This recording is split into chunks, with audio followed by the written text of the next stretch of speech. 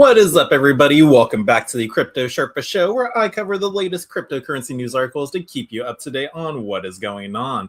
And it's going to be a quick video because not too much is happening in the crypto space. We have more altcoin news and not really any Bitcoin news, but we can still always talk about the price of Bitcoin. What's wrong with that? Bitcoin's currently sitting at $69,400, so not much movement in the last 24 hours. It's just hovering that $68,000, $70,000 mark. What even is the resistance level? Did they say that was 75,000? So yeah, it's not making its way back there yet, so maybe 70,000 is a new support level, but we'll see what takes place and what's going on. Technical analysis out there showing a strong sell out there.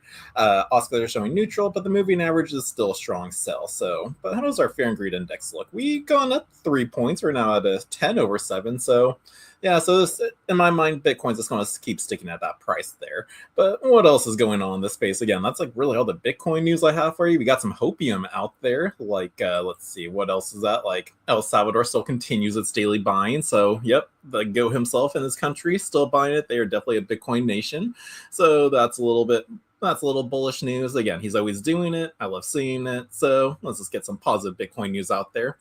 And also, a little bit more, just in, odds of Bitcoin hitting $75,000 this month just rose 60% on Polymarket. So everyday average users out there who use the betting platform are making predictions, and they actually believe that Bitcoin could hit 75. So maybe we could if the people are right, because sometimes those data numbers are a little bit more accurate than the actual charts, because we see how the people are truly feeling. Because when they got money in the game, they're a little bit more honest of what they feel like it's going to happen. So that's pretty positive. And again, as we go up, we're going to go to the moon, and Elon Musk is going to take us there. Not really crypto news, but I just saw this out there. Elon Musk says SpaceX aims to build a self-growing city on the moon within 10 years and is currently developing a system to enable civilian travel to the moon and Mars. So, yep, so Bitcoin's going to the moon, and Elon Musk is going to take us there literally. But what else is going on in the crypto space today? I think the White House is hosting a second stablecoin meeting today. They had one yesterday. I didn't find any news articles on what they were discussing there. So maybe after the second one, we'll get a full scope of what they did discuss. Attendees today include Bank of America, JP Morgan, Wells Fargo, along with crypto reps from Coinbase, Circle, and Tether. So history for Bitcoin and crypto is being written right now. And just lastly, in this Twitter news out there, looks like Mr. Beast, Jimmy Olsen, or Jimmy, what's his name actually? Jimmy Olsen's a Superman character, James something, but he just actually bought a banking app called Step to actually promote banking to young investors. No, I won't say young investors, young people, teenagers out there, getting started in the banking world out there. And he does have a coin out there called Beast Token. So I don't know, is he going to start offering some cryptocurrency in this new banking app? We'll have to see. But hey, this is the first step. Get the banking app and then start making those rules next. So I'll keep you informed on what's going on there. But what is happening? The title of my show today is, are CBDCs still here? We had a private talk, or there was a talk with Ray Dalio, the billionaire, the fund manager out there, who was saying that we should still be kind of worried about them because there is no privacy with CBDCs. Now, we've had some states out there put a ban on it, like Florida in 2023. We have Ron DeSantis has his bill to not allow CBDCs. Indiana, South Dakota, and North Carolina are doing it too, but hey, like those are just only 4 of the 50 states we got. So again, CBDC still could be on the table, and let's hear what Ray Dalio has to say about this. So hedge fund manager Ray Dalio warns that CBDCs will eliminate financial privacy and enable governments to tax, seize funds, and cut off political opponents. So that is true. If we do get CBDCs, they will have that power to do it. Now, American billionaire and hedge fund manager Ray Dalio has warned that the central bank digital currencies are coming, offering benefits, but also potentially allowing governments to exert more control over people's finances. Now, I think it will be done, said Dalio on CBDCs in a wide-ranging interview on the Tucker Carlson show on Monday, which also included topics on the U.S. debt crisis, gold prices, and even a potential civil war. Now, Raymond Dalio is a billionaire hedge fund manager who has been co-chief investment officer of Bridgewater Associates since 1985 after founding the firm in 1975. Now, during the interview, Dalio said that CBDCs could be appealing due to the ease of transactions, likening them to money market funds in terms of functionality, but he also cautioned about their downsides.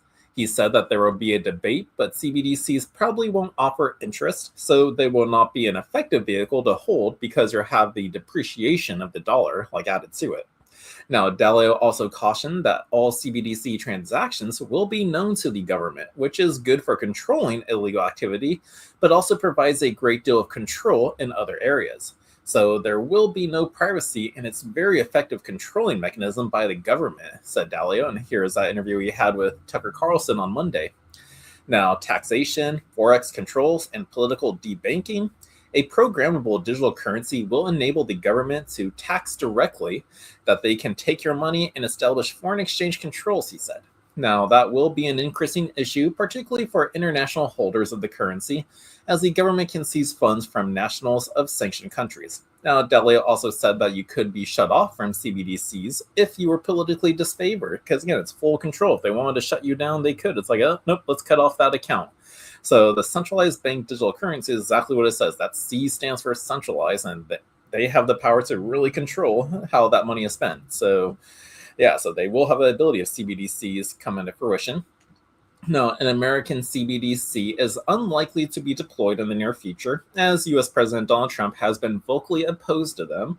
But soon after taking office in January 2025, Trump signed an executive order prohibiting the establishment, issuance, circulation, and use of a US CBDC. Okay, so at least we did get that. I kind of forgot about that one.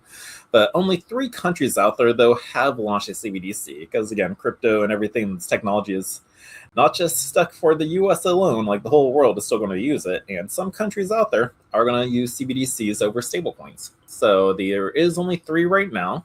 According to the Atlantic Council CBDC tracker, only 3 countries have officially launched a CBDC. We got Nigeria, Jamaica, and the Bahamas. Now, another 49 countries are testing CBDCs, including China, Russia, India, and Brazil. And 20 nations have a CBDC in development, and 36 are still researching central bank digital currencies.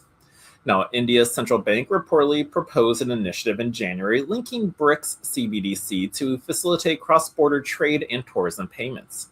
So, yeah, so I guess BRICS is still in the nation, or in the talks working on this. Haven't heard news from them in a while. They were all about debanking the dollar or de-dollarizing the dollar out there, and they're going to use CBDCs. Some said they were a partner with Ripple, but yeah, there's some stuff out there. But yeah, so CBDCs still could be in play out there. Maybe not in the United States, but other countries out there, they may prefer to go that route rather than a stable coin, or maybe they'll go with both options. So let's just see what happens. But what Ray Dalio was pointing out, though, is CBDCs are great for control by the government. It's a great mechanism, but there is no privacy. So just be aware of that. If you're holding Bitcoin in your own personal wallet, you're solid, because then nobody knows you have that Bitcoin out there. So again, so how are you going to transact in our futures currency or trade, however it's going to play out, that's up to you.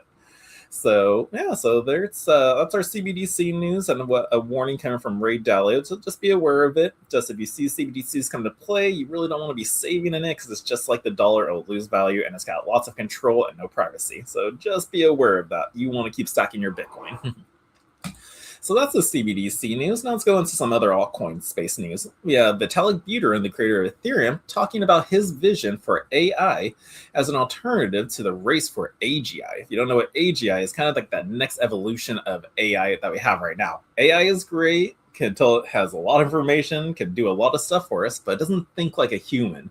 So AGI is like that next evolution where it can actually think and do tasks on its own. And so I think Vitalik has an idea for how Ethereum can play a role with this. Let's go through this article to learn a little bit more about it.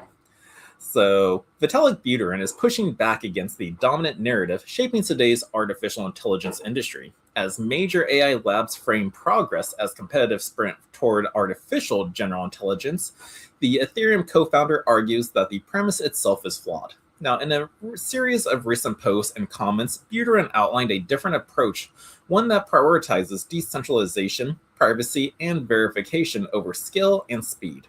Now, with Ethereum positioned as a key piece of enabling infrastructure rather than a vehicle for AGI acceleration, Buterin likens the phrase working on AGI. Now, to describing Ethereum as simply just working in finance or working on computing, in his view, such framing obscures questions about direction, values, and risks that come with it. Now, Ethereum is an infrastructure for private and verifiable AI. Now, a central theme in Buterein's vision is privacy preserving interactions with AI systems. He points to growing concerns around data leakage and identity exposure from large language models, especially as AI tools become more embedded in daily decision making. Now, to address this, Buterin proposes local LLM tooling that allows AI models to run on user devices alongside zero knowledge payment systems that enable anonymous API calls, and these tools would make it possible to use remote AI services without linking requests to persistent identities. Now, he also highlights the importance of client-side verification, cryptographic proofs, and trusted executive environment. Now, the attestations to ensure AI outputs can be checked rather than blindly trusted. Now, this approach reflects a broader don't trust, verify ethos, with AI systems assisting users in auditing smart contracts, interpreting formal proofs, and validating on-chain activity. Now, an economic layer for AI to AI coordination. So, beyond just privacy, Buterin sees Ethereum playing a role as an economic coordination layer for autonomous AI agents. In this model, AI systems could pay each other for services, post security deposits, and resolve disputes using smart contracts rather than centralized platforms. Now, use cases include bot-to-bot hiring, API payments, and reputation systems backed by proposed ERC standards, such as the ERC 8004. Now, supporters argue that these mechanisms could enable decentralized agent markets where coordination emerges from programmable incentives instead of institutional control. Now, Buterin has stressed that this economic layer would likely operate on rollups and application-specific Layer 2 networks rather than Ethereum's base layer.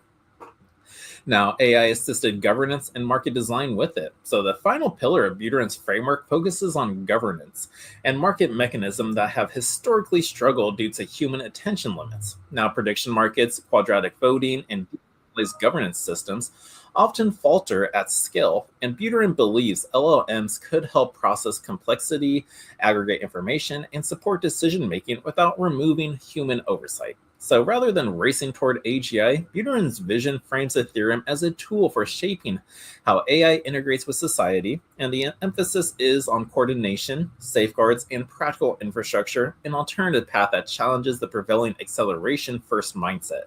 So again, like we are kind of head ho with the AI and like how we want to accelerate this like so fast. Like we do need to pay attention to the safety of it, the practical infrastructure, and just alternative pathways to like how we connect AI with society out there too.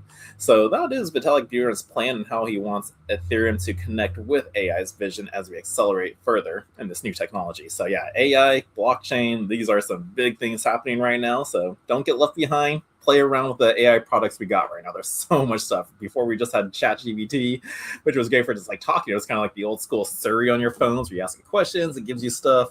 And now we have like so many different platforms to make videos for you. We have one specifically for images. We got AI to create websites or even create code. Like it's crazy where AI is, and like how we're evolving still with it. And I like seeing the connection where crypto comes into play too with it. So yeah, don't get left out and just play around with it, have fun, and just don't get left behind on technology, because when you miss out, it's kind of like a lot of people nowadays who missed out on just learning how to use computers. They want to get into crypto now, but they have no idea about computer safety, doing updates, and just even like if they need to save a file, it's tough. So don't miss out on the technology, play around with it so you know how to use any tool that comes your way.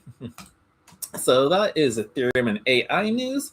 Now let's move over to Ripple. Is this XRP news or is this? I think this is more Ripple news, but hey, let's cover it because I like covering all the news. I'm not biased. Do I hold XRP? No, I don't. But do I like following the news and seeing what's going on? Heck yes, I do. So let's cover this article on Ripple and how they're supercharging institutional crypto management.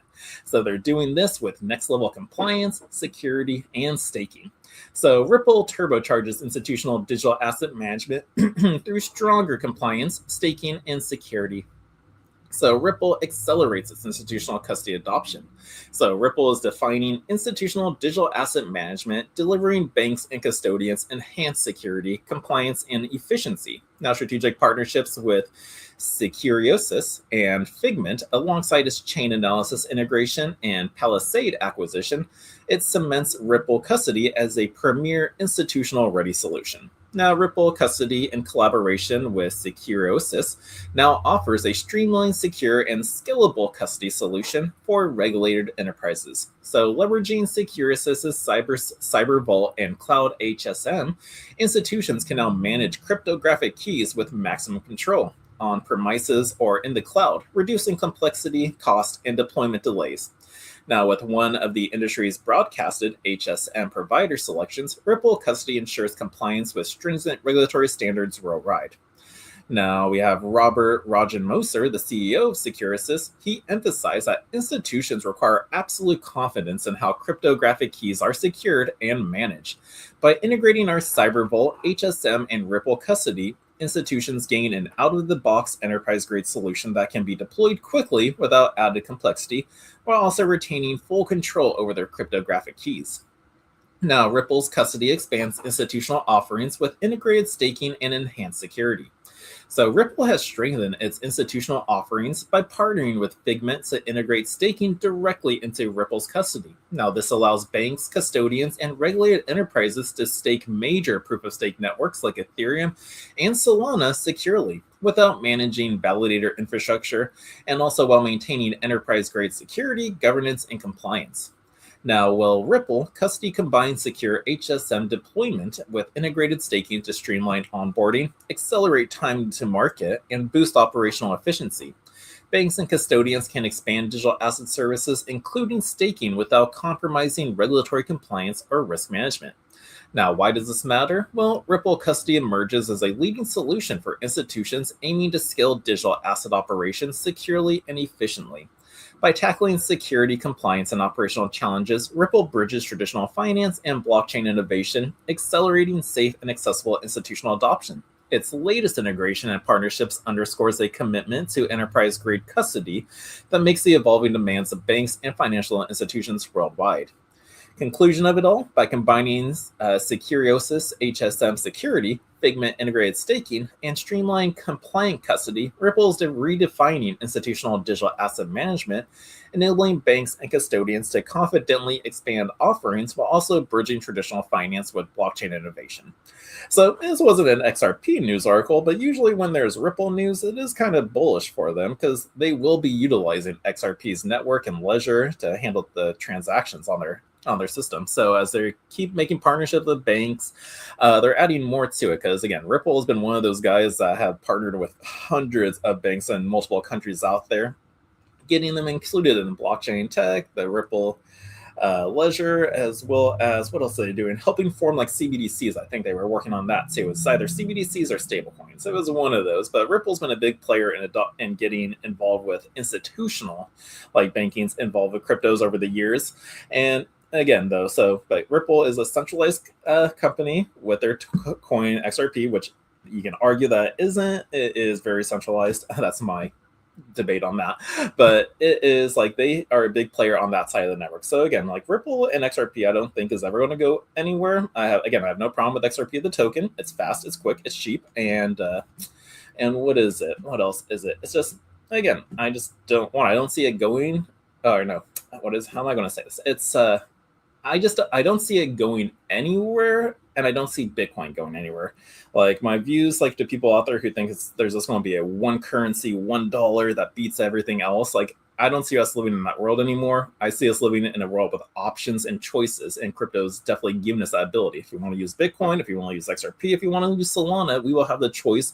As we do these transitions, we'll still have the old rails too. Do you want to pay with credit? Do you want to pay debit? Do you want to pay cash? It's no longer just going to be those three options alone anymore. So that's how I see the world progressing forward. And I do believe XRP will be one of those big players out there. Do I want to hold the token? No, just because I don't like the Ripple guys. But that is the only reason why I don't hold it.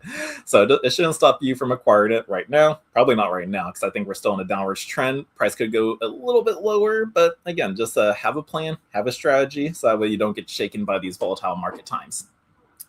Now, let's move on to our final article. Again, there's always some type of scam going on. But again, if you do a scam, you might get caught. And just like this person who did a romance scam, he's getting 20 years. So don't do the crime if you don't want to do the time. So let's hear about what he did and the whole story. So crypto scam mastermind gets 20 years for a $73 million pig butchering scheme. So a U.S. court sentenced Darren Lee to 20 years in prison for leading a $73 million crypto pig butchering scam targeting American investors. So a dual national of China and St. Kitts and Nevis was sentenced to 20 years in U.S. federal prison for orchestrating a global cryptocurrency scam that stole more than $73 million from victims, and many of them were American investors. Now, Darren Lee, 42, received the statutory maximum sentence in the Central District of California, along with 3 years of supervised release, according to a statement issued Tuesday by the U.S. Department of Justice. Now, Lee has been a fugitive since December 2025, after cutting off his electronic ankle monitor and fleeing the released states. Now, prosecutors said that Lee and at least 8 co-conspirators established spoof domains and websites resembling legitimate trading platforms to promote fraudulent crypto investments after gaining victims' trust, a scheme known as pig butchering or phishing scams. Are they doing both of them? Because pig butchering is like the romance scam. You're on a dating site, they're pretending to be a lady, they take you over to do some investments. Is it a combination of phishing? I guess so, because phishing is more of you get text messages, emails, like some way someone messaged you to click on a link. So it's kind of on par, but they're 2 separate scams doing the same thing. So court filings show that the conspirators often initiate contact through social media platforms and dating apps, cultivating professional and romantic relationships before persuading its victims to transfer funds into accounts controlled by the group. Now, the court sentence reflects the gravity of Lee's conduct, which caused devastating losses to victims throughout our country, said Assistant Attorney General A. Tyson Duval. Now, adding to that, authorities would work with our law enforcement partners around the world to ensure that Lee is returned to the United States to serve his full sentence. Lee is the first defendant to be sentenced. 8 other co-conspirators have pleaded guilty and await sentencing. Now, Lee admitted that he and his co-conspirators tricked victims into transferring at least $73.6 million in funds to bank accounts associated with the defendants, including $59.8 million from U.S. shell companies that laundered victims' funds. Now, the sentencing comes more than a year after Lee pleaded guilty to the conspiring with others to launder funds obtained from victims through crypto scams and fraud. And Cointelegraph did report on that back in November of 2024. And who knows, I probably covered that article too back then. Now, the investigation remains ongoing and is being led by the U.S. Secret Service Global Investigative Operations Center with assistance from Homeland Security Investigations, El Camino Real Financial Crimes Task Force, and the U.S. Marshals Service, among other agencies. Now, crypto scams do see a resurgence at the start of 2026. And again, they're always going to be happening. We just got to be aware of them so we don't fall for them. But crypto scams and phishing incidents saw an uptick in January when scammers stole $373 million at the highest monthly figure in 11 months, according to crypto security company CertiK. Now, notably, $311 million of the total figure was attributed to phishing scams after victims lost around $284 million just due to a particularly damaging social engineering scam. Now, the $370 million marked the biggest monthly loss since February of 2025, when attackers netted about $1.5 billion in total value stolen, with the majority due to the $1.4 billion Bytebit exchange hack that we saw last year, which was the biggest in history. But scams are, again, they're always going to be happening. People are always going to be trying to steal your money out there. Just be aware of what they are. This one pertains to more of a pig butchering scam. So if you're messaging people on dating apps, even if social media is mentioning, going, hey, handsome, hey, bud, just already assume they're a scammer right off the bat. They're going to try to build a connection with you. You're going to love it. It's going to build up all those endorphins, and then you trust them, however long that takes, a week, a month, a year or two. Some play the long haul game, and then they eventually lead you, oh, I've been doing really well on this investment I have, and then they steer you over there. So just don't fall for that. Again, it's tough unless you don't know what you're doing. If you continue to study and learn about Bitcoin, cryptocurrencies, blockchain tech, how it works, you stay up to date on the news, you will be just fine, because you'll be able to spot the scam from a mile away. So just be careful out there with the scams. They're going to continue happening. They're still on rise in 2026 alone. And again, they're just going to keep on going year over year. So just be safe and be sure you hold on to your crypto assets in your own custody. Don't go leaving it on exchanges, because, again, as we always say it, not your keys, not your coins. If you want to exchange, they're the ones in full control and do what they please with it. So that is it for the news today. I gotta get ready for our next class we have today at the Crypto Club. We're gonna be talking about stablecoins and CBDCs. Are they friend? Are they foe? And with this article from Ray Dalio, I think we know that they are foe. But if you want to learn a little bit more, consider joining the Crypto Club. Or if you want to take advantage of any of our programs, give us a call down here at 941-413-800 or go to that website. But guys, hope you all have an amazing Tuesday. Get some tacos because it is Taco Tuesday. Actually, I should get that. This is sort of my peptide shop, but yeah, some Chipotle tacos. Or oh man, I wish we had a Del Taco nearby. Oh man, but yeah, everyone, I hope you have an awesome day. I will see you again tomorrow with some more crypto news. So everyone take care. Peace. Love you guys.